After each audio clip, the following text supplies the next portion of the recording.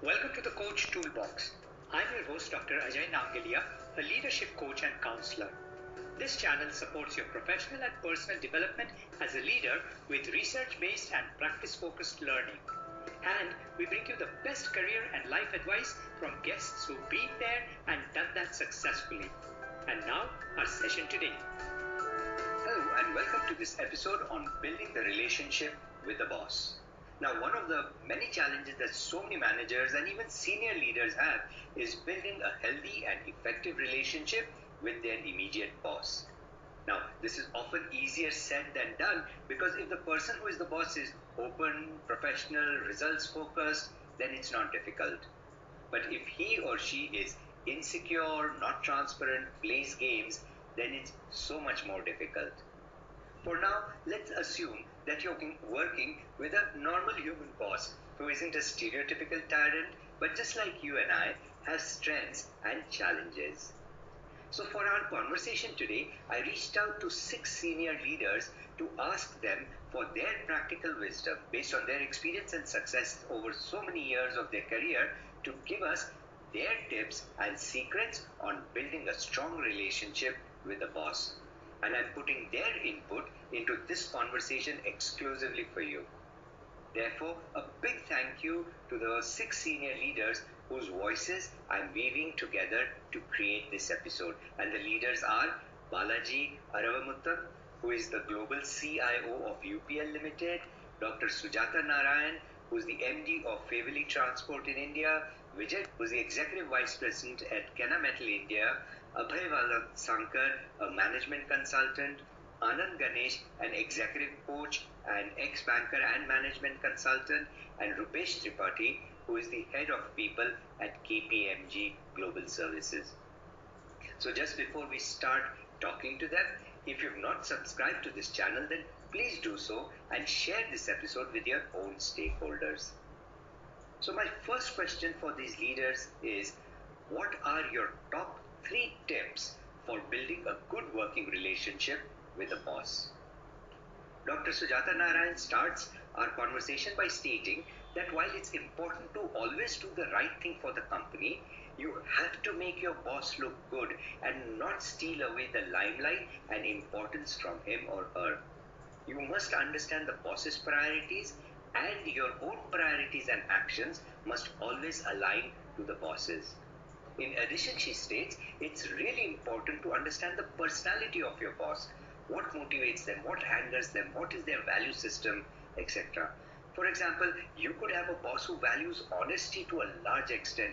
Therefore, you have to be 100% truthful and straightforward with a boss like this.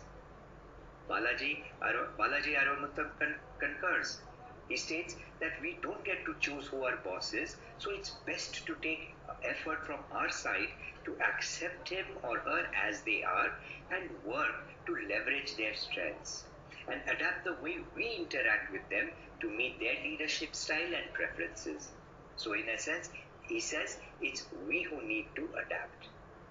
The underlying philosophy that all these leaders shared was that you need to help the boss win and help the boss gain visibility and succeed in his or her role. And as one does this, hopefully the ripple effects will benefit you.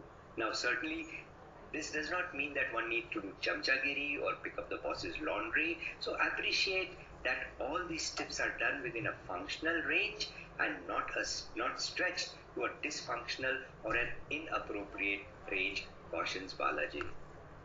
In the same way, Vijay explains that both the boss and the direct report are part of the same team.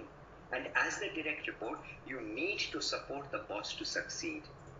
This thought is also echoed by Rupesh Tripathi of KPMG. He says that the boss depends on his team to help him or her succeed, and since you are part of the boss's team, you need to help the boss succeed. Therefore, a great starting point is to continually engage with the boss. And this becomes so much more critical if you are moving into a new team or if you've just got a new boss because of some reorganization. And as Balaji says, engage and engage. And remember, the boss's silence does not mean acceptance. One needs to continue to engage. And what this means is that Rupesh says one must have open conversations to understand the boss's style of work and his expectations from you. Explaining further, Rupesh says in your conversations with the boss, find out if they like to communicate formally or informally, what level of delegation they are comfortable with, what are the expectations around responsiveness, are they stickler for timeliness or accuracy, etc. And once you build up this understanding of the boss's style, you mold your style to see that it fits with the boss's style. According to Rupesh, you must take the time and effort to get to know the boss as a person and professional. Beyond just interests at work, and you must get the boss to know about your hobbies, interests, families, likes and dislikes. Balaji alerts us that as leaders, we need to be very cautious about the way we talk about our boss amongst others. Whether it is with our juniors or peers or even external stakeholders, the rule is never gossip about the boss, even if others are doing it or even if the boss is a gossip himself. Now, Vijay cautions us about the grapevine and to never use it to complain about the boss. He also reminds us that complaining or whining to the boss all the time does not put us in a positive light and so should really be avoided. According to Vijay, when it comes to communicating with the boss, building and maintaining personal credibility is critical to the foundation of trust. You have to say what you mean and mean what you say and deliver as per commitment. And as this experience gets repeated consistently, you establish a credibility with your boss that is the foundation for success. Vijay asserts that the boss must be able to rely on you. Abhay Valsangkar shares that disagreements with the boss are best taken up in a one-to-one with the boss and not in a public forum. As much as possible, it's best not to put your boss in a situation where he is forced to take sides in an interpersonal issue. One needs to think about issues from the perspective that the boss has, and this can help one appreciate a more holistic approach. Abhay says that bosses never like surprises, especially if it's bad news. So you should ensure that the boss hears it first and fast and from you so that the bad news does not catch him or her off guard or cause embarrassment.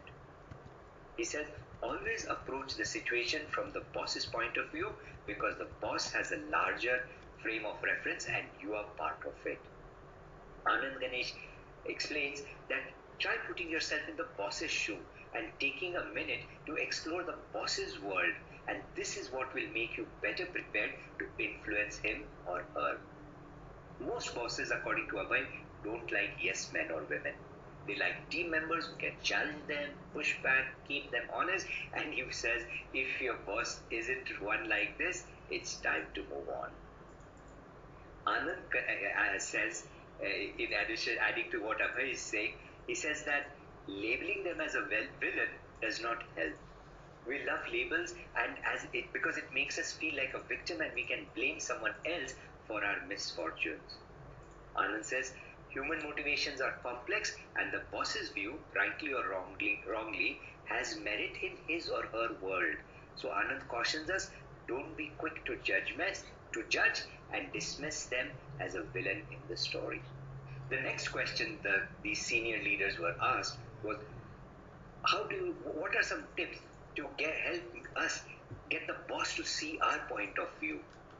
So how do you get the boss to see your point of view? And here are some of the nuggets of wisdom that these leaders shared. Dr. Sujatha Narayan says that you need to first have professional credibility built up over time based on consistent performance for you to gain the boss's ear and trust. And then what you are proposing must align with his or her priorities too, else it will not stick. You have to be prepared to answer all his or her questions and address concerns with data, history, and rationale for your recommendations.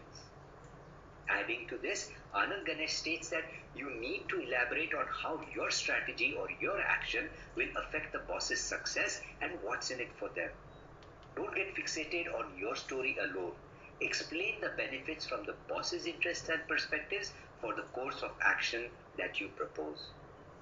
In addition, Abhay Valsangkar and Balaji both stress on the importance of being data-driven. Balaji explains that you must go with all the data and not just selective data. Give the boss all the pros and cons. Use transparency as an opportunity to build trust. Abhay encourages us to explain the case to the boss with examples from across the board, and also to ask for his feedback and input at every stage of the pitch or conversation. Vijay reminds us that you should not give shocks or surprises to the boss, especially in meetings and presentations. It's a good idea to discuss and align with the boss before all critical meetings. Rupesh Tripathi of KPMG explains that you must keep the boss's learning and communication style in mind and adapt to it. One's presentation must be tailored to suit the boss's style, and this aligns with what we had said earlier, and this is in context to how do you get the boss to see our point of view. So Rupesh continues, if the boss is a data-driven person, then use data to tell the story. If the boss has a short attention span, then use an elevator pitch style. But more than technique, Rupesh states that the boss must see the intent behind what you are saying is genuine, that you mean to do the right thing in the situation, right by the firm, people, law of the land, etc. Once again, openness, honesty, and transparency are critical and are achieved by providing the boss with all the information. You must ensure that there is no angle that the boss will later discover which will lead to their questioning your judgment or your intent. So the last question that I asked them was that having done all this, there are still likely to be times when something has gone wrong or there is a misunderstanding and the boss is angry and trust is shaken. So in such cases, what is the advice these leaders would give us to rebuild trust? So Balaji says, when there is some sort of misunderstanding and perhaps tempers are frayed, Balaji asserts that it's best to have a face-to-face meeting rather than shooting off emotional emails or messages. You must be patient and figure out why the boss is upset and try and see things from his or her point of view. Also, Balaji cautions at these times going over the boss's head may not be wise, as the boss can feel insecure and see you as a threat. It may be more prudent to have a trusted mediator ease the tensions. Abhay says, tongue-in-cheek I'm sure, that calming an angry boss is like calming an angry spouse. Listen with respect, say nothing, admit the mistake and apologize, and it's most important to face the situation and not run away.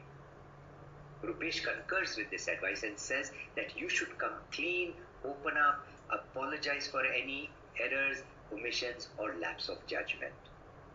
He advises you to promise to set things right and then act on that promise. And of course, all this is done within the context of a good heart-to-heart, open, honest conversation.